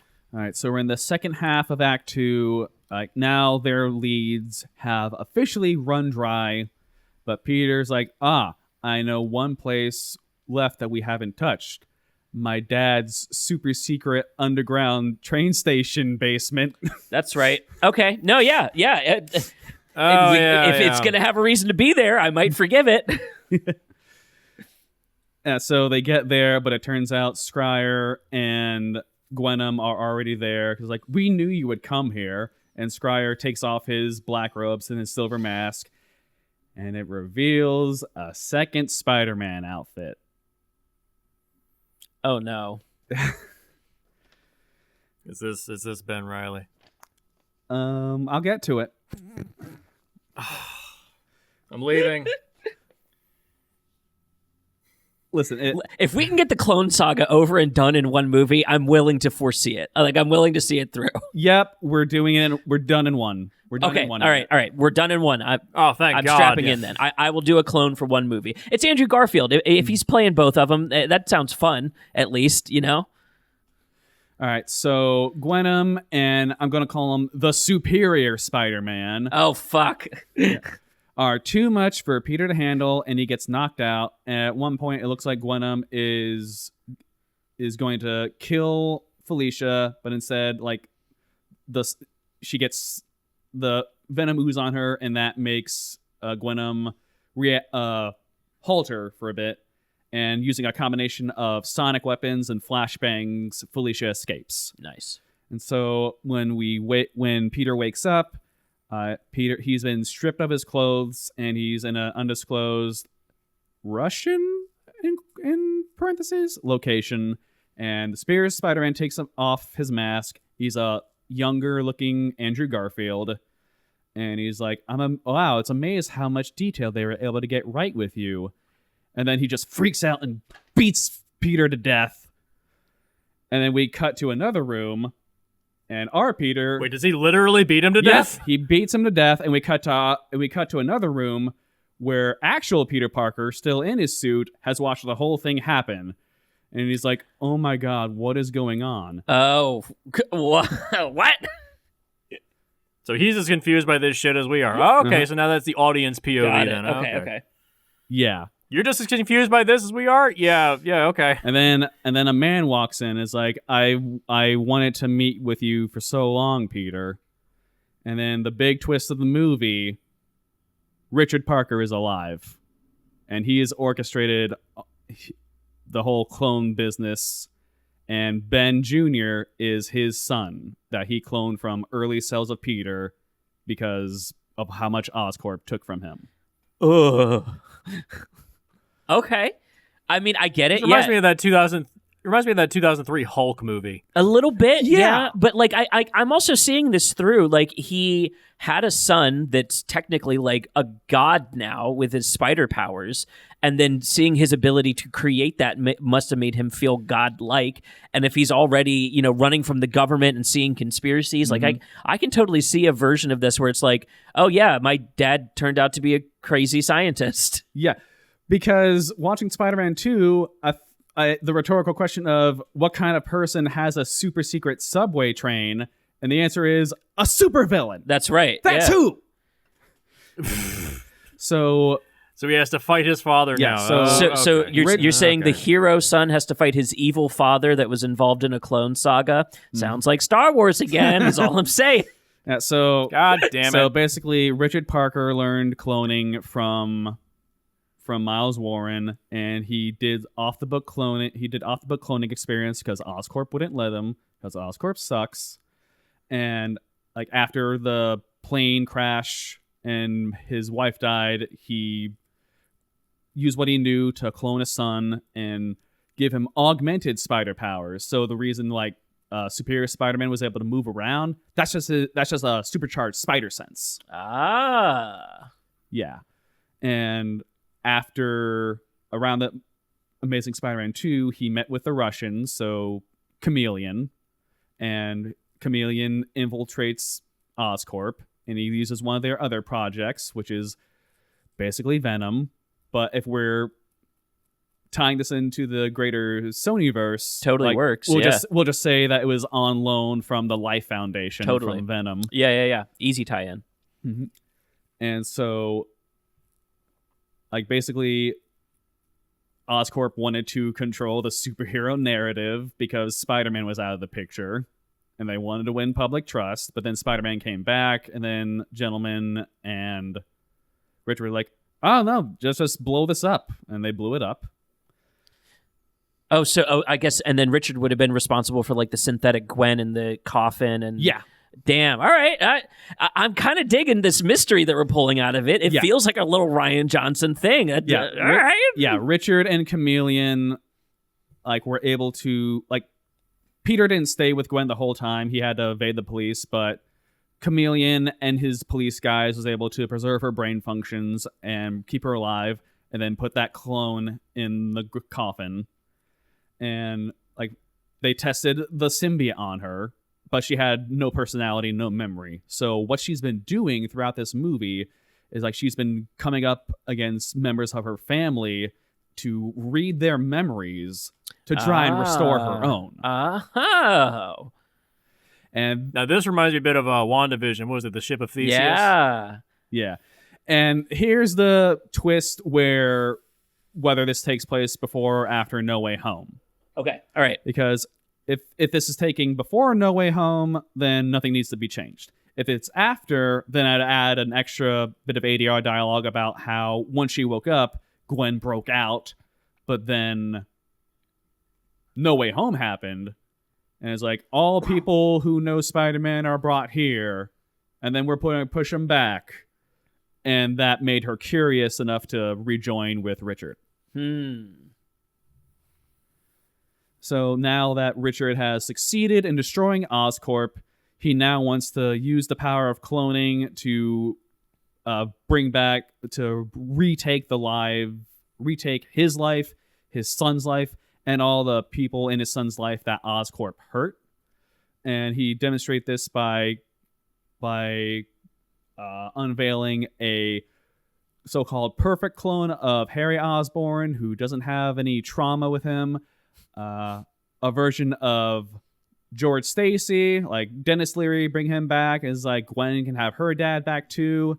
And also, in another deep cut for the Amazing Spider-Man movies, Richard also has Norman Osborn's severed head alive to torture around because Jesus Christ. he's For fucked up. God's sake. I'm deep in the When did pink this with become one. Reanimator? What Listen, the hell? I just watched the Mask of Zorro recently. That had some dark shit in that PG-13 movie. I don't know. I can see it. I can kind of see it. Yeah. Do you remember that severed head in hand in that movie? I've not seen The Mask of Zorro. Oh! I need to see it. bro, it's like how did he make that and Green Lantern? Because Mask of Zorro is so good, and then Green Lantern's dog shit. Yeah, but now you see where Ben Jr. gets his psychopathic tendencies from his dad. That's one other thing I wanted to hammer. I really wanted to stick it to the magic blood from Spider-Man 2 and be like this, like Ben Parker Jr. here. This is what a Spider-Man raised solely by Richard Parker looks like. Yeah. And the reason why our Peter Parker isn't that as bad is because he had Uncle Ben, Aunt May, and his other connections with him. Interesting. Right. So shitty parenting. Yeah. Peter's like, this doesn't make any sense. Uncle Ben said you were a good man and that if you had the ability to do good, you had the responsibility to do good. I can't say do good. Do good. Do good. And Richard's like, this is the most good. I am curing death. I am curing heartbreak. Damn. All right. No, yeah, I see that point. Fucked up, but I see the point. Yeah. And it's like, all right, you're doing the most good, Dad. Where's Mom? Why isn't Mom here with us? Why didn't you bring her back, huh? And Richard's like, I'm done with you for now. And Peter's locked up again. And while all this has been going on, Felicia put a little cat tracker on Peter. Of course she did. Of course. And she's like pulling the information that Richard's telling Peter this through computers. So she's learning the same thing at the same time. And she gets intercepted by Gwen. And Felicia like tries fighting her way out and then tries talking her way out. And then eventually, because the venom got on Felicia, like Gwen was able to see Felicia's memories of Peter, which sparked her own memories of Peter. And she's like, okay, I admit I am a little bit curious. And I admit that this dad that I've been helping gather memories to rebuild his personality, like I admit he's not the same as I don't think he's the same as what I once had. So I'm gonna go with you on this. Interesting. Okay. And so Gwen is able to sneak into Peter's vault, and she's like, I'm in a predicament. I want to know more about you, but at the same time, my intuition tells me I hate you. I hate you for so much crap you pulled on me in my life. Oh, shit. And Peter's like, yeah, I was a shitty teenager and a shitty young adult. And yeah, I fucked you over. Like, I caused you so much harm. And like, I don't blame you. Like, but I don't want you to do anything for me anymore. Like, think about your family. What would your family want? What would your dad want? What do you want? And is what you want what my father wants? So this convinces Gwen to share the Venom symbiote with Peter. Reconnect her memories, and we get a montage of all the tender moments from the past two movies, and this helps reawaken Gwen's personality. The power of love. Basically. So Gwen is like, okay, you, me, and the cat, we're going to take down this facility and destroy all your dad's research. So we get into the climax, and we get into a big fight between Peter, Felicia, Ben Jr., and Richard, who has taken control of the anti-Venom symbiote, leaving Gwen seemingly powerless. But then Gwen starts showing off spider powers. Oh, nice. Because when using the symbiote to remove the spider venom from Harry, because Richard's trying to get back everything that Oscorp took from him. Yeah. The symbiote ate away at the genetic lock of the spider venom, like saying like only Richard Parker's people. can be spider people. Its nature is to connect with something, and so it found the way to connect into that DNA. Yeah, that's cool. I like that. I didn't even think of that. That's brilliant. So now Gwen has spider powers, and she steals herself some web fluid, and she's joined the fight. And because she had the symbiote on her for so long, Ben Jr. can't predict her with her spider sense. So it's more of an even fight. Yeah. Well, and in the comics, Venom is immune to the spider sense. Like he works around it. Mm-hmm. Yeah. Okay, cool. But because the spider powers lack the Parker genetic lock, right? Like he can't read it, right? So eventually, and also we get clone Captain Stacy, like giving his life for his daughter again, because we kind of had to. That guy just can't catch a break. Listen, I'm okay with killing a cop twice. Wait, did I say that? It's for good reasons. He died for good reasons. So the facility is down in flames, and Richard Parker dies in the fire. But Ben Jr. breaks out. He's like, hey, this is not over. I'm going to keep coming for you. And Gwen takes his mouth and forces web fluid down his throat. Are you killing Ben Reilly? I'm killing Ben Reilly. Thank God. I feel bad for not believing in this. So not only not that I hate Ben Reilly, I kind of like him, but Gwen is feeling so many complicated feelings to Peter. Like it's perfect. Like she kind of loves him, but she also wants to see him die for all the she's crap. Literally killing the shitty version of him. Like it's so and for the audience who's not into comics, what Nick has done is not only explain the symbiote having Spider-Man connected powers without any like symbiote backstory knitted into any of these movies, and summed up and capped off the Clone Saga in one movie, while also paying off two like kind of mediocre films. I'm kind of blown away that it functions. Like it looks like a Frankenstein machine, and then I'm looking at it going like, I can't put it's a cool mystery. It pays things off. We've capped the clone shit's over. They've destroyed the facility, and we've got a dead Ben Reilly, and just that's so subversive to the Clone Saga. It's a Clone Saga subversion. I worship. I'm digging this. I told you this last night. This is probably my favorite pitch I've ever done for one of these. Yeah, I should have believed from the get-go. Everything you did, you paid off to like subvert late, because I was like, come on, I know what this is. This is not.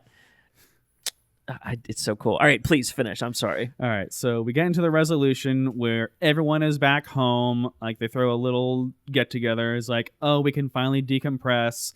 But Gwen is still sad because even if with Felicia's connections, she can, like, forge a new identity and live life, she can't really be Gwen Stacy anymore. Her family, like, has lived with her being dead for so long. Like, what's that going to do to them? It'd be too much for them. And she obviously can't be with Peter anymore. What is she going to do? And then Peter says, like, I think you should pick up where you left off. And that was going to England, finding yourself. Like, obviously, they still care about each other, but there's just... But it's like a mature separation this time. There's just way too much baggage for them to realistically be together again. So while they wait for that paperwork to file and for Gwen to leave Peter's life forever, like, Peter says, hey, there's something I've always wanted to do. And so we cut to Peter on the rooftop. He's waiting for Gwen. And then Gwen comes out in the Ghost Spider outfit. Nice. Yeah, and she's like, and Peter's like, wow, that's really good. And he's like, well, it's like you said, I never caught Jack the Ripper in England. I might catch him this time. That's another callback to Amazing Spider-Man 2. Yeah. I've watched these movies too many times. Oh, you poor man. Somebody give this man a medal. So Spider-Man and Ghost Spider swing around New York for the first and last time. And we get a montage set to... I've actually got a few music choices. Like, Seth, I don't know if you remember, but I was looking for a song. It's like, what song says, hey, I'm glad you're actually alive and all, but there's too much baggage between us and we can't really be together, but we'll always care about each other. I was having a real hard time finding the right music for that. I actually remembered that, oh wait, there's actually a few music choices that I could go with. Okay. So there is Let It Go by James Bay, If the World Was Ending by J.P. Saxey and Julia Michaels, Say Something by A Great Big World and Christina Aguilera, Wake Me Up When September Ends by Green Day, Shadows and Regrets by Yellowcard, Oh How We Drift Away by Tim Heidecker and Ways Blood. Like the music, but the song I ultimately wound up going through was Last Train Home by the Pat Metheny Group, which, if you're an anime fan, you will recognize as the closing song for Season 2 of Stardust Crusaders. I don't know that reference, but Okay. I'm Same, I glad don't it pays know. off for somebody. Like, this is for the anime fans, like I said. I would have picked the yellow card one just because it's so closely related to the like skateboardy kind of theme they wanted out of him in the first movie. Like, listener, what is your song that you would go with out of all these picks? That's a good question. Turnout. So as the montage ends, Gwen is on the plane and she is like happy but sad but relieved but regretful. And we cut to Peter like on the street, like near a fire. He's got his dad's briefcase that we've seen in all three movies, and he tears it up and throws it in the fire, like putting that chapter of his life behind. And another chapter of his life, he takes out all the photos he has of him and Gwen, and he throws those into the fire too. Wow. And we end with Spider-Man and Black Cat teaming up, to like meeting up with each other again. And it's like, hey, if you're going to be a friendly neighborhood Spider-Man, you might need someone with your image. Now, don't think of this as me being your rebound girl, but I want to help you out here. Like, because I know you need a friend. And it ends, and so the Amazing Spider-Man trilogy ends not with a relationship, but a friendship. And if this really plays well, I guess we can have a post-credit scene where we cut to the Cravenoff Manor. Nope, never mind. You've lost the budget. No, take it out. Nope, that's a no. Please don't tease Amazing. No, let's just take another clip from an X-Men movie and just as a reference, just as a joke. Sure, why not? Damn. All right, if I have to have the Clone Saga, that is how I want it. Give me one good sharp hook of it, and then cap it up. Ben Reilly dying with the web fluid down the throat is so dark. It's dark. But it would be satisfying for everybody that hates that story. The misdirect Spider-Man death. That's dark. Mm-hmm. But that, dude, I could turn that into so many good gifts. I love it. No, it's a great pitch. That's where I want to end the show. I want to end the show on that great pitch. Jesse, thoughts? Anything missing from something like that? How do you feel on a trilogy ending that much better than the first two movies? It cleans up all the bullshit from the second movie. It's way more cohesive than Amazing Spider-Man 2, which is just a jumble of scenes. Yeah, between this and my Transformers 3 pitch, I'd be like, let's keep what we got, but I'm going to do a lot of groundwork to make this more recognizable into something fans would appreciate more. Yeah, it feels like a good olive branch extended to the fans of the Amazing Spider-Man movies. I spent the last hour and a half dumping on them a little bit. I do enjoy scenes from them. I can't say I hated every experience. They're just they don't really show up as like films. Yeah. And this feels like a film. It feels like it's got a mystery from beginning to end. Yeah, like the Amazing Spider-Man movies were like the first time where that ever made me like red letter media Plinkett level angry. Yeah. I hate these movies. I just want to. But I guess as I'm getting older, it's like I don't want to maintain that anger anymore. Like, sure, there's so much shit in the world. Like, I don't want to get angry over a movie. It's a movie. Yeah. And like it gave us cool little bits. Like I think about him skateboarding with his spider powers. What a fun way to like exercise a Spider-Man scene. I like in your pitch it ending with them going for just a swing through the city for fun, because we were just talking about flying needs to be fun in movies again. People are way too nonchalant about the fact that they can literally move 3-dimensionally. So I love that there's just a scene for a fun swing. That is a very Spider-Man thing to do. Yeah, it's very important that the final swing be something heartfelt but bittersweet, like all good Spider-Man swings should be. Honestly, the post-credit scene should be a portal to Into the Spider-Verse 2 opening for him to walk into. That's what it. He walks through, and then Andrew Garfield's animated. Dude. And Toby's like, oh, hey, what up? Yes, that's it. Oh, dude, a second adventure? Hell, they like dab each other up real quick. That'd be awesome. There's a good post-credit scene. Speaking of making flying fun, there's a comic book called Astro City. It's still going on to this day. There's a story, I can't remember which volume it was. There's a character that's kind of like a guardian of this city, and he's kind of like a Superman type character. He's on duty 23 hours and 59 minutes per day. He doesn't really need to sleep. And so he gets 1 minute off. And so when he has his 1 minute of free time, he just flies. Just in no real random, just any random direction, just flies for 1 minute straight and just kind of closes his eyes and enjoys the flight. And then he goes back to work. Wow. He doesn't get a chance to enjoy it, so he just kind of enjoys just kind of flying a little bit. I love that. That's what it needs to feel like. Yeah. Go read Astro City. It's really good. That's cool. Well, Nick, thank you for jumping back on the show and pitching this a deletion for Morbius. Man, we really packed a lot into this episode. What can I say? When Kraven comes out, I'll be back here for it. Jesus Christ. And also maybe give a brief... I'll give you my Sinister Six pitch right now. Kraven's the villain. He's gathered up all the animal-themed Spider-Man villains and maybe even a Spider-Person himself. And like he hunts them down to see who is the cream of the crop, who will survive, who are the Sinister Six. Like most dangerous game it. Okay, all right. On his island. That sounds like Suicide Squad-y, James Gunny kind of. Yeah, no, I functionally can see that. Fuck, actually. Yeah. I doubt if the Kraven movie's like that.